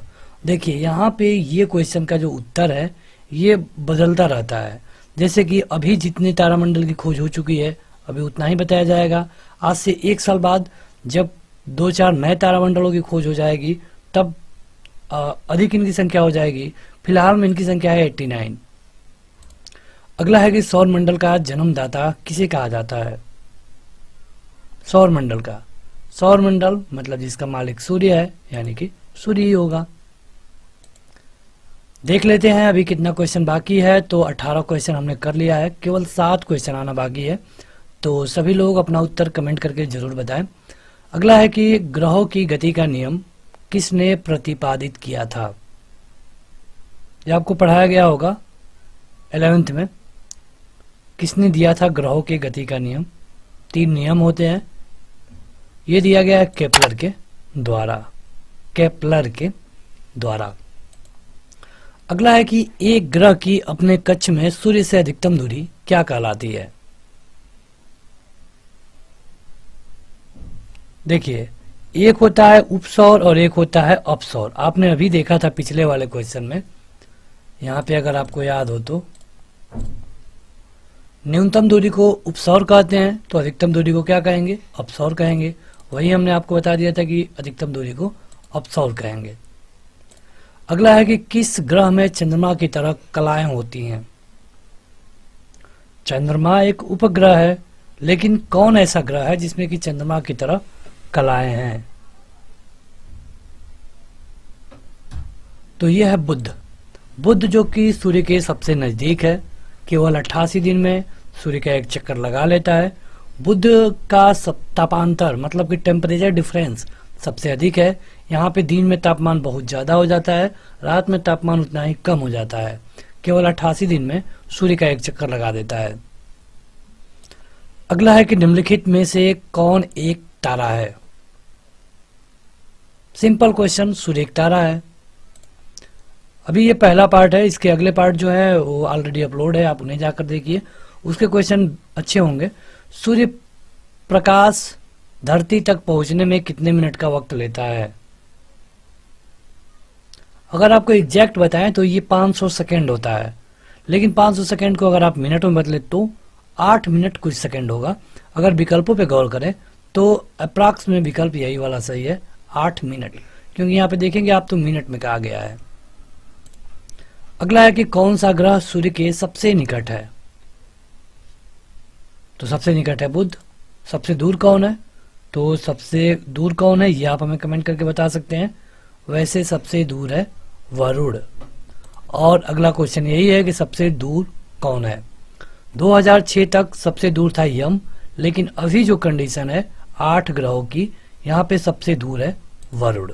बुध सूर्य का चक्कर लगाने में कितना समय लेता है? यहाँ पे विकल्प है 90 दिन, 88 दिन, 75 दिन और 87 दिन। देखा जाए तो सौरमंडल में 2006 से केवल 8 ही ग्रह हैं, जिसमें से बुध सूर्य के सबसे निकट है। बुध के बाद आता है शुक्र, जिसको पृथ्वी की जुड़वा बहन कहते हैं, जो कि 225 दिनों में सूर्य का एक चक्कर लगाता है। शुक्र के बाद आता है नंबर पृथ्वी का, जो कि 365 से ही 1/4 दिन में सूर्य का एक चक्कर लगाती है। यहाँ पे पूछा गया है बुध के बारे में। आपको आपका विकल्प बताने के लिए 5 सेकंड मिल सकता है। तो इसके लिए आपका सही उत्तर है 88 दिन। बुध जो कि सूर्य के सबसे नजदीक है, यह 88 दिन में सूर्य का एक चक्कर लगा देता है। तो इस वीडियो के लास्ट में हम आपको बताएंगे कि आप इसका पीडीएफ कैसे डाउनलोड कर पाएंगे, और वहीं पर आपको ये भी बताएंगे कि अगर आप इसको टेस्ट के रूप में लेना चाहते हैं तो आपको क्या करना होगा। बढ़ते हैं आगे। अगला क्वेश्चन है कि किस ग्रह को शाम का तारा कहा जाता है। अगर आपको हिंट दे दें तो बस एक ही ग्रह है जिसको पृथ्वी की जुड़वा बहन कहते हैं, जिसको भोर का तारा कहते हैं, और उसी को शाम का भी तारा कहते हैं। तो इसके लिए सही उत्तर है शुक्र। शुक्र जो कि सूर्य का एक चक्कर 225 दिनों में लगा लेता है। पृथ्वी की जुड़वा बहन भी शुक्र को कहा जाता है। अगला क्वेश्चन है कि सौरमंडल का अत्यधिक तीव्र ग्रह कौन है। आपके पास 5 सेकंड होगा। यहाँ पे आप टाइमर देख पाएंगे। अपना उत्तर ए या बी सी डी जो भी हो कमेंट करके बताइए। अत्यधिक तीव्र ग्रह है बुध, जो कि सूर्य का सबसे नजदीकी ग्रह है। केवल 88 दिन में सूर्य का एक चक्कर लगा लेता है। अगला है कि 2 ग्रह जिनके उपग्रह नहीं है। कई सारे ग्रह हैं जिनके उपग्रह हैं, जैसे कि पृथ्वी का भी उपग्रह है, और इसके अलावा बृहस्पति के भी उपग्रह हैं, शनि के भी उपग्रह हैं। लेकिन आपको बताना है कि इनमें से कौन ऐसे 2 ग्रह हैं जिनके उपग्रह नहीं है। देखिए, उपग्रह वो होता है जो ग्रहों का चक्कर लगाता है, और यहाँ पे बुध और शुक्र ये दोनों ग्रह ऐसे हैं जिनके पास कोई भी उपग्रह नहीं है। पृथ्वी के पास केवल एक उपग्रह है जिसको हम चंद्रमा के नाम से जानते हैं। अगला है कि निम्नलिखित में से किस ग्रह को पृथ्वी की बहन कहा जाता है। ये क्वेश्चन अभी आपने देखा था, भोर का तारा शाम को तारा। ये क्वेश्चन बहुत बार रिपीट होता है और कई तरह से पूछा जाता है। तो पृथ्वी की जुड़वा बहन कहा जाता है शुक्र को। आगे बढ़ते हैं। अगला है कि यूरोपवासी किस ग्रह की पूजा देवी के रूप में करते हैं। विकल्प है चंद्रमा, पृथ्वी, शुक्र या फिर मंगल। सही उत्तर है शुक्र। शुक्र से कई क्वेश्चन पूछा जाता है, तो शुक्र की ही पूजा की जाती है देवी के रूप में यूरोप में। अगला क्वेश्चन है कि पृथ्वी के धरातल के कितने % भाग पर महाद्वीपों का विस्तार पाया जाता है। यहाँ पे विकल्प देख सकते हैं, आपके सामने 4 विकल्प है। तो ये है लगभग 29.2%, लगभग 29.2%। अगला क्वेश्चन है कि भूपृष्ठ की किस परत में बेसाल्ट चट्टानों की आवश्यकता है। विकल्प है निफे, सीमा, सियाल या फिर ये सभी।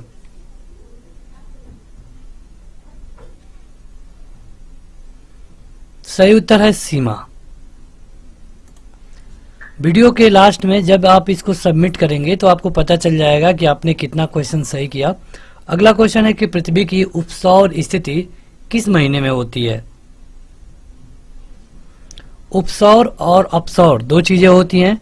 तो उपसौर के बारे में पूछा गया है, जब नजदीकी होती है, सबसे ज्यादा दूरी होती है। उपसौर में दूरी होती है और अपसौर में नजदीकी होती है। तो यहाँ पे उपसौर पूछा गया है, ये होता है जनवरी में, जनवरी महीने में।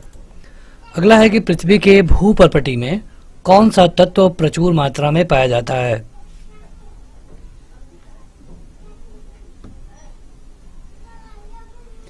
ये होता है एल्युमिनियम, और इसका जो अयस्क होता है ये बॉक्साइट होता है। अयस्क या फिर खनिज का ये मतलब है कि जो भी तत्व हमें धरती से जिस रूप में मिलता है उसको अयस्क कहते हैं या फिर खनिज कहते हैं।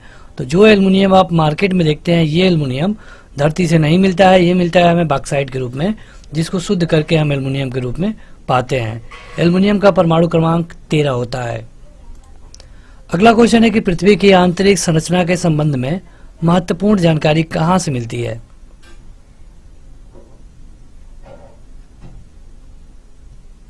यहाँ पे आपका टाइमर है, 5 सेकंड के अंदर अपना उत्तर जरूर बताएं। सही उत्तर है भूकंप विज्ञान। भूकंप विज्ञान के तहत आपको महत्वपूर्ण जानकारी मिलती है पृथ्वी की आंतरिक संरचना के बारे में। अगर आप ये देखना चाहें कि यहाँ पे कितने क्वेश्चन बचे हैं तो व्यू वाला बटन पे क्लिक करना होगा, जहाँ पे देख सकते हैं कि कुल मिला के 25 क्वेश्चन है, जिसमें से अभी तक 11 क्वेश्चन अटेम्प्ट हो चुका है। 12वां क्वेश्चन है कि पृथ्वी के किस भाग में निकेल और लोहा की प्रधानता है।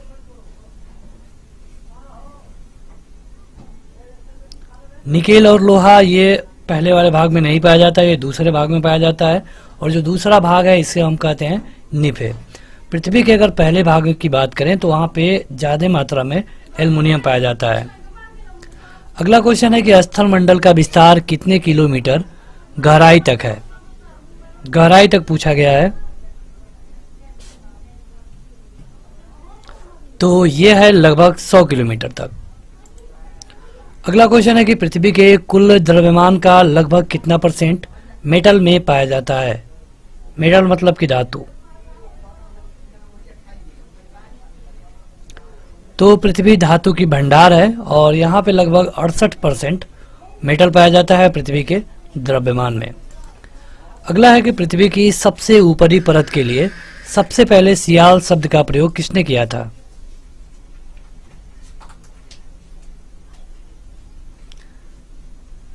तो ये किया गया था स्वेस के द्वारा।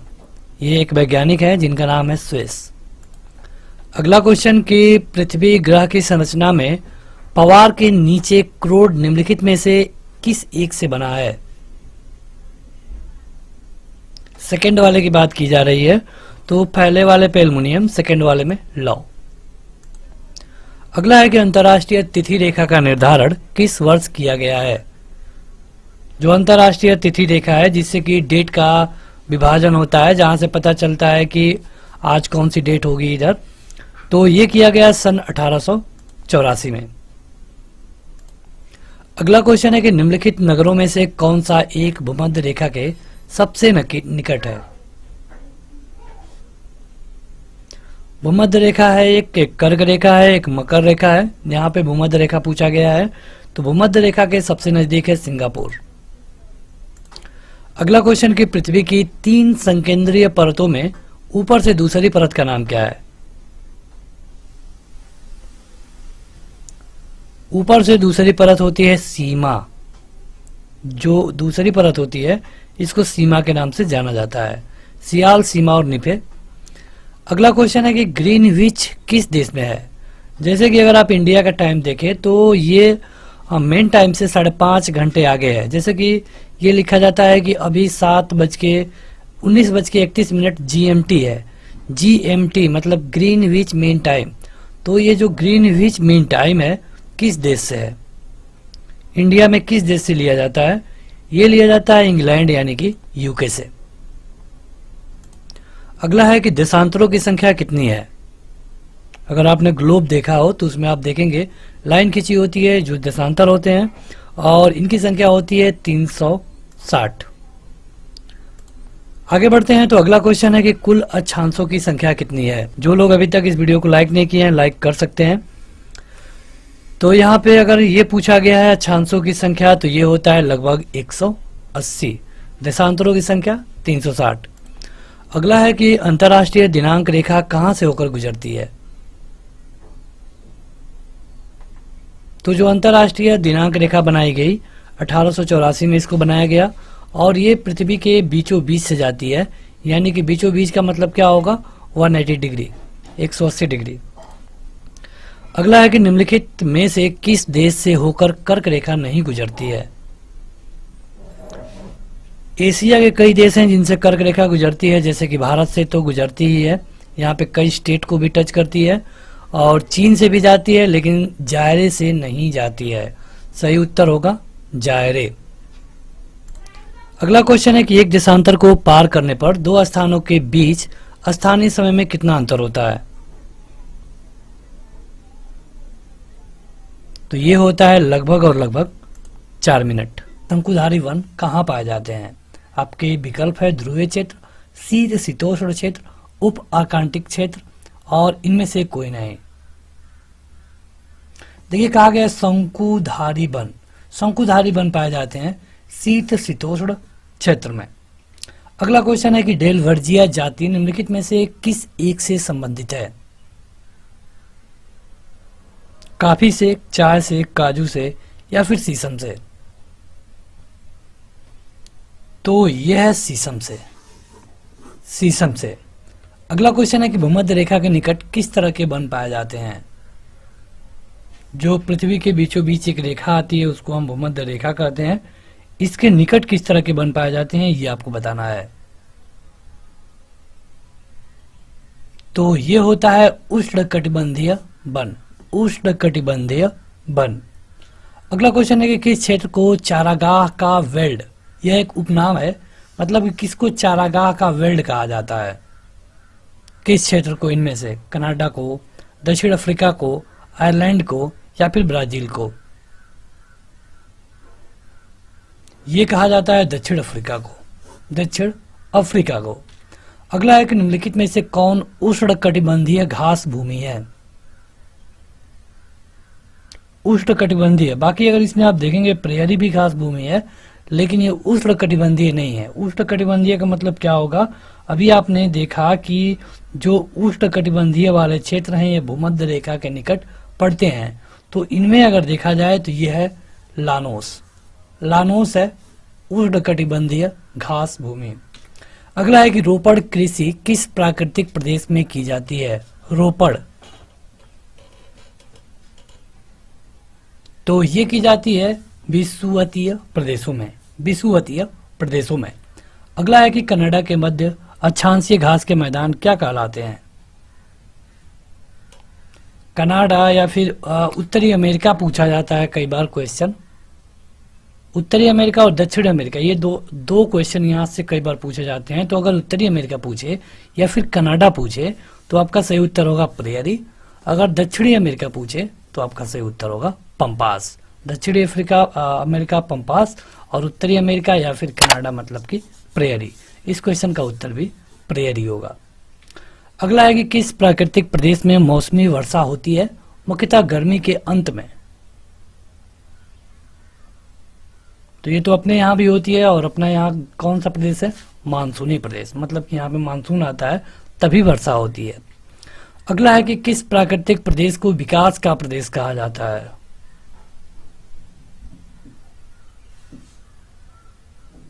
ये कहा जाता है मानसूनी प्रदेशों को। अगला है कि निम्नलिखित में से कौन शीतोष्ण कटिबंधीय घास भूमि है?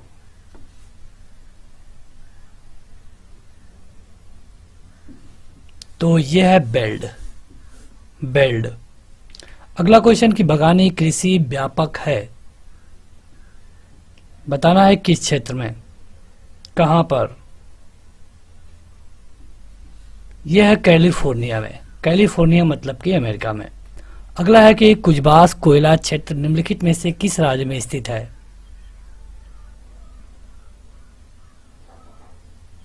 तो यह है रूस में। अगला है कि व्यापारिक स्तर पर किया जाने वाला विभिन्न प्रकार के फलों का उत्पादन क्या कहलाता है? फलों का उत्पादन जो हम करते हैं उसको अगर एक शब्द में कहें तो क्या कहेंगे? जैसे मधुमक्खी पालन को एपीकल्चर, उसी तरह फलों की अगर बात करें और विभिन्न प्रकार के तो इसको कहते हैं हॉर्टिकल्चर, हॉर्टिकल्चर। अगला है कि रूस बेसिन कोयला उत्पादक क्षेत्र किस देश में स्थित है?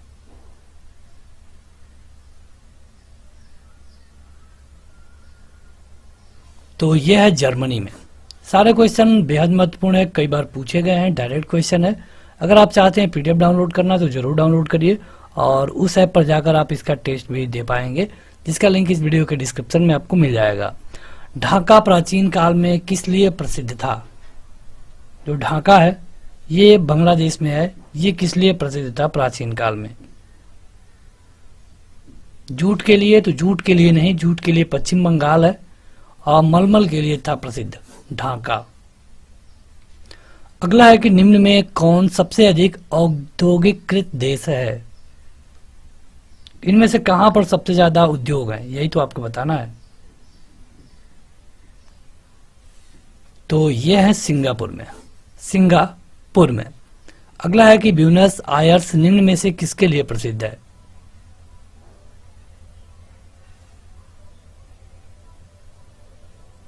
तो ये होता है मांस के लिए, यहाँ पे डेयरी पदार्थ और मांस इसके लिए सटीक उत्तर होगा। अगला है कि आंतरिक जल यातायात हेतु सबसे उपयुक्त एवं महत्वपूर्ण नदी कौन है? मतलब जल में यातायात होता हो उसके लिए। ये क्वेश्चन एक तरह से और पूछा जाता है कि सबसे व्यस्तम नदी बताइए, सबसे व्यस्त व्यापारिक नदी बताइए, तो इसके लिए एक ही उत्तर है, राइन नदी। राइन नदी। अगला है कि निम्नलिखित में से किस महाद्वीप में आंतरिक जलमार्ग का सर्वाधिक विकास हुआ?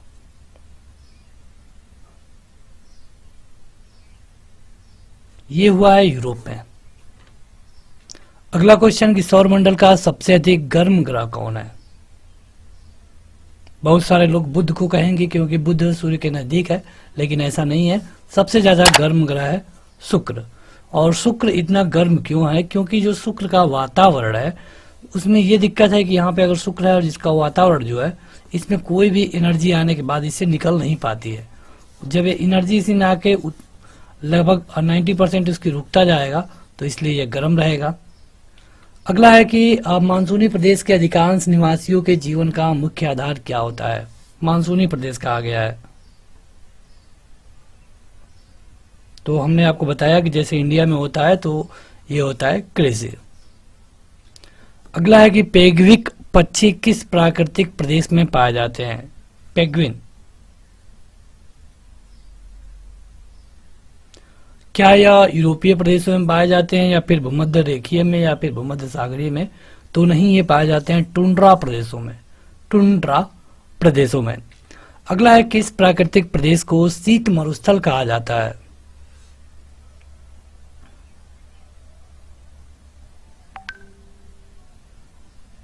तो शीत मरुस्थल की अगर हम बात करें तो ये हम कहते हैं टुंड्रा प्रदेशों को। यहीं पे पेंगुइन पाए जाते हैं। अगला है किस प्राकृतिक प्रदेश में गर्मी की ऋतु में सूर्य कभी अस्त नहीं होता?